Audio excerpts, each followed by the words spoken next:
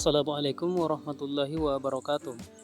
Sebagai informasi, salah satu infrastruktur di Ibu Kota Nusantara (IKN) yang pembangunannya disoroti publik adalah jalan tol. Berdasarkan informasi dari Direktur Pembangunan Jalan Direktorat Jenderal Bina Marga Kementerian PUPR, Wida Nurfaida mengatakan panjang jalan tol IKN mencapai 88,54 km.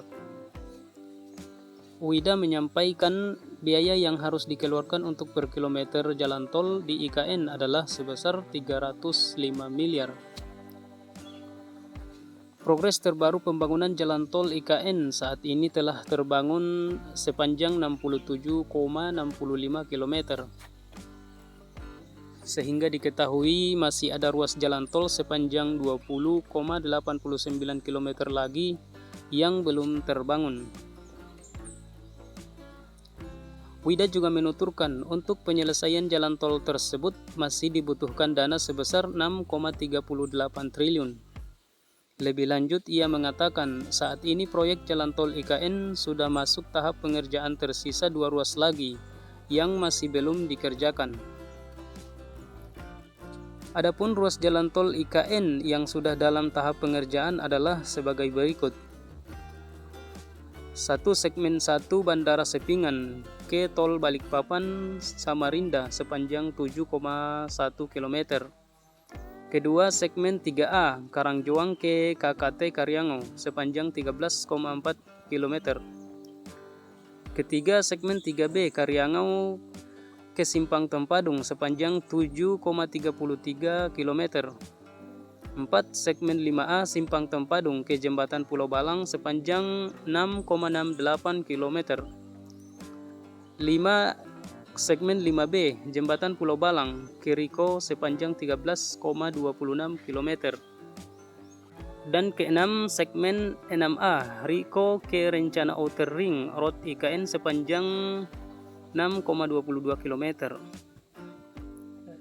Dan 7 segmen 6B Rencana Outer Ring Road IKN ke SP3 ITCI sepanjang 6,18 km.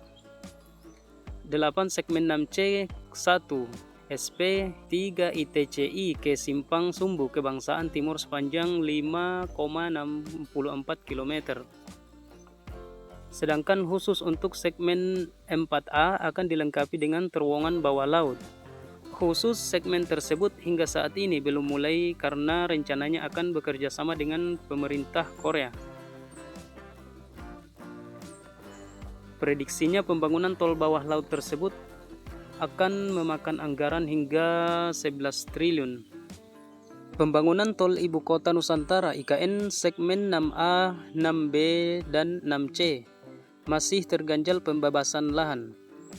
Sebagian dari ruas tol disebut-sebut bisa digunakan sebagai landasan pacu alias runway pesawat. Ketua Satgas Pelaksanaan Pembangunan Infrastruktur IKN, Danis Sumadilaga mengatakan pihaknya dalam proses ganti rugi lahan. Secara keseluruhan, luasan lahan tol yang terdampak hampir menyentuh 45 hektar.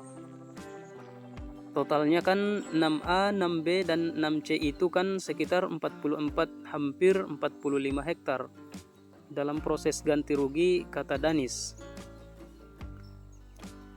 Rincian ruas tol IKN tersebut antara lain seksi 6A Riko ke Rencana Outer Ring Road IKN, seksi 6B Rencana Outer Ring Road SP ITCI, dan 6C SP ITCI SP 1B Sumbu Kebangsaan Sisi Timur KIPP. Tol seksi 6A ini dalam keadaan tertentu dapat difungsikan sebagai landasan pacu pesawat. Sengketa lahan ini diselesaikan dengan mengacu pada Peraturan Presiden Nomor 75 Tahun 2024 tentang percepatan pembangunan Ibu Kota Nusantara. Lahan tersebut sebetulnya juga berstatus aset dalam penguasaan yang artinya milik negara. Namun demikian, ada penduduk yang bermukim di sana. Kementerian PUPR telah menyiapkan uang ganti rugi lahan tersebut untuk warga terdampak. Namun hingga saat ini proses penaksiran harga tanah hingga diskusi dengan warga masih terus berlanjut. Uangnya sudah ada kok, tinggal nanti appraisal ada dan udah masyarakat setuju kita bayar dalam proses, ujarnya. Danis mengatakan pihaknya menargetkan permasalahan tanah ini akan rampung pada Oktober atau November tahun ini. Dengan demikian, penyelesaian pembangunan jalan ini bisa segera dilakukan. Sekitar Oktober sampai November ini, udah mulai penyaluran ganti rugi. Penyelesaian masalah tanahnya. Sekarang juga ada bagian yang bebas, kita jalan terus pembangunan, kata dia. Ia juga memastikan proses pembangunan tol 6A, 6B, dan 6C yang tidak terdampak sengketa lahan masih terus dilanjutkan. Diperkirakan secara keseluruhan saat ini progresnya mencapai lebih dari 40%. Sebagai tambahan informasi, sengketa lahan tol segmen 6A, 6B, dan 6C ini masuk 2086 hektar lahan di IKN yang belum beres. Menteri PUPR sekaligus PLT Kepala Otorita IKN, Basuki Hadimuljono mengatakan pihaknya menyiapkan anggaran 140 miliar untuk membayar hal tersebut. Sejumlah lokasi lahan yang belum clear itu terletak di sejumlah tol serta di lahan tempat pengendalian kawasan banjir Bendungan Sepaku Semoy. Kita siapkan itu sekitar 140 miliar dari PUPR untuk bayar itu nanti. Tidak hanya di tol tapi juga yang di banjir Sepaku itu, kata Basuki di Kementerian PUPR. Kendati demikian, Basuki tidak merinci jumlah penerima dana tunai tersebut. Ia mengatakan bahwa tim terpadu pihaknya masih menegosiasikan hal itu di lapangan. Sedangkan berdasarkan pemberitaan sebelumnya, Direktur Jenderal Perumahan Kementerian PUPR, Iwan Suprianto, mengatakan bahwa PUPR kini tidak lagi menggunakan opsi pembangunan rumah relokasi. Ganti rugi diberikan secara tunai.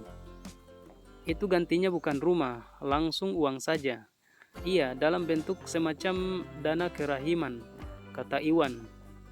Pemberian dana merupakan bagian dari skema penanganan dampak sosial kemasyarakatan, plus sebagai solusi buat warga yang bermukim di atas 2086 hektar lahan yang belum clear di IKN.